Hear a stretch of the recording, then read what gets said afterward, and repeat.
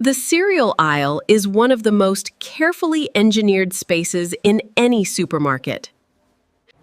Cereal box characters are positioned at exactly the height and angle to meet a child's eyes. A 2014 Cornell study found eye contact mascots generated significantly higher brand trust in children. Breakfast cereal's story starts not in a factory, but in a health reform movement in the 1860s. The original cereals were bland health foods, meant to discourage rich, meat-heavy breakfasts entirely. The Battle Creek Sanitarium was a popular health resort, treating patients through diet and strict vegetarian meals. In 1894, the director and his brother accidentally invented wheat flakes from dried-out cooked wheat dough. Look, it's dry and hard. The original wheat flakes had no sugar at all, a bland, therapeutic food meant to calm digestion. A patient saw the commercial potential and launched a rival, later one of America's largest food businesses. Within a decade, over 100 cereal companies had launched in Battle Creek alone. Before packaged cereal, breakfast was heavy: pork, bread, and butter, which pioneers believed caused illness. Early cereal marketers pioneered free sampling and newspaper ads, investing in mass media early. As competition grew, manufacturers began adding sugar in the 1910s and 1920s to boost taste appeal. Cereal sugar content climbed steadily for 7 decades, driven by competition, not nutrition. Comparing 1940s cereals to modern versions often shows a 2- to 4-fold jump in sugar. The 1950s turned cereal from a health food into children's entertainment, thanks to television advertising.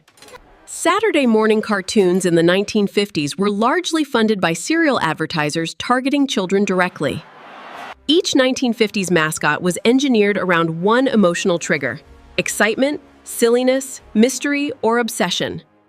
In-box toy prizes became a powerful 1950s tool to make children insist on specific brands. Research shows children as young as 3 recognize cereal mascots before they can even read.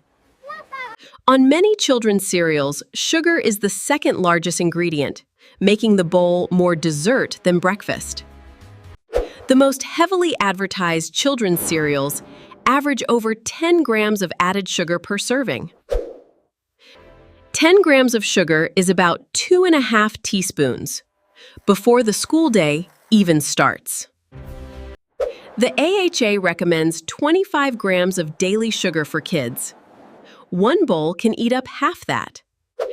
The industry's defense of sugary cereal was fortification. Added vitamins let them keep a nutrition claim. Adding vitamins turns a sugary cereal's label from candy into fortified food, a trick since the 1940s. In many sweetened cereals, the nutrition label's good numbers come almost entirely from sprayed-on synthetic vitamins. Some researchers note vitamins embedded naturally in whole grains may absorb better than sprayed-on synthetic versions. Milling whole wheat removes the bran and germ, taking most of the fiber and iron with it. By the time an oat becomes a chocolate puff, its nutrients are mostly sugar and supplements. When whole grain became trendy, brands added small amounts and highlighted it prominently on the box. A box can truthfully say whole grain first, while sugar is still its largest added ingredient. The whole grain stamp certifies grain content but says nothing about sugar, fiber, or overall nutrition. 2 cereals can carry the same whole grain stamp with vastly different sugar and fiber content. Steel-cut oats deliver about 4 grams of fiber. Many whole grain cereals deliver less than 1. Many popular children's cereals contain synthetic dyes under regulatory review for effects on behavior and attention. A 2007 EU assessment linked certain synthetic dyes to hyperactivity, leading to mandatory warning labels. The same cereal can carry a behavioral warning in Europe and none at all in the US. Some companies make dye-free versions for Europe while keeping synthetic colors in the US formula. BHT, a preservative in many cereals, holds GRAS status but faces ongoing scientific scrutiny. A 2023 EWG analysis found cereals marketed to children average 40% more sugar than adult versions.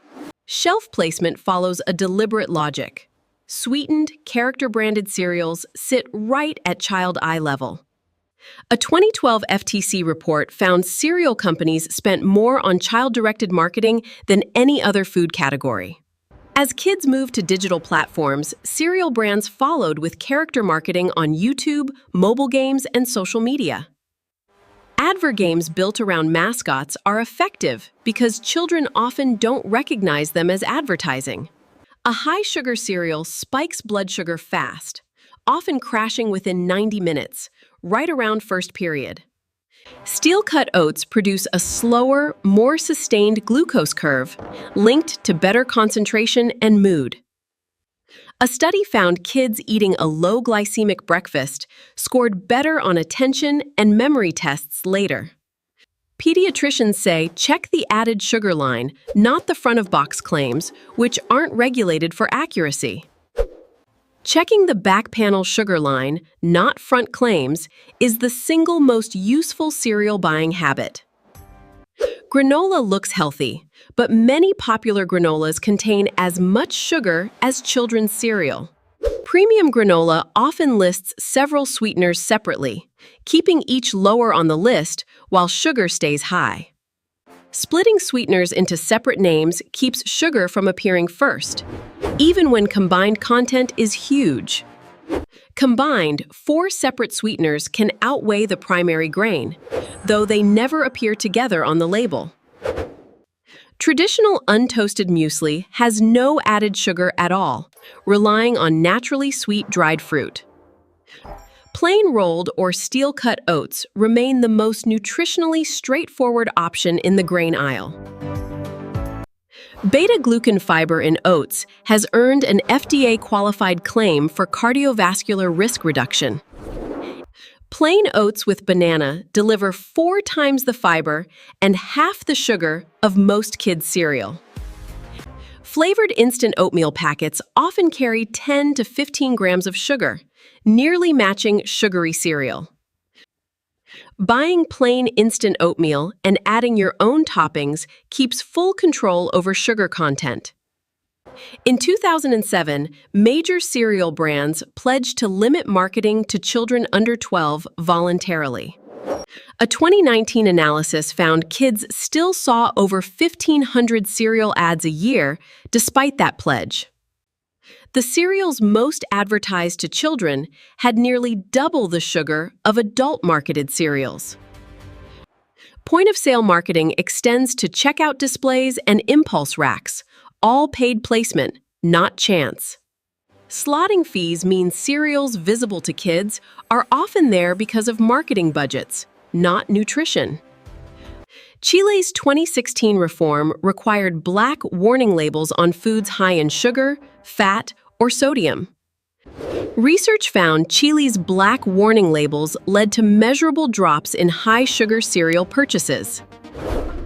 Mexico, Peru, Uruguay, and others followed Chile's lead with similar front-of-pack warning systems. The FDA has studied front-of-pack labeling for years. Advocates say a warning system would be more effective. USDA Smart Snacks standards cap school cereal sugar at 35% of total weight. Even with nutritional guidance, brand familiarity built by advertising drives kids toward the marketed option. Some manufacturers make lower sugar school versions while selling higher sugar formulas under the same brand at retail. A school version with half the sugar of its retail twin proves the difference is a choice.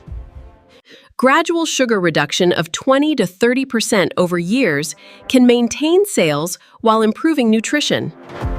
Research shows sweetness preferences recalibrate within just a few weeks of reduced sugar exposure. Look for 3 grams of fiber, under 6 grams of sugar, and whole grain listed first. Plain shredded wheat, bran flakes, and unsweetened muesli consistently rank well in nutritional assessments. Some cereals list a single ingredient, whole grain wheat. That's where the budget went into the grain. Fresh fruit and cinnamon give plain cereal natural color and sweetness without the blood sugar spike. Making breakfast a brief shared kitchen activity gives children agency over their own toppings. Plain oats cost about 15 cents a serving versus 75 cents for boxed cereal, adding up fast. Research supports regular breakfast for school performance, but the type of breakfast matters for concentration. Eggs, plain yogurt, whole grain toast, and fruit provide more sustained energy than most boxed cereal.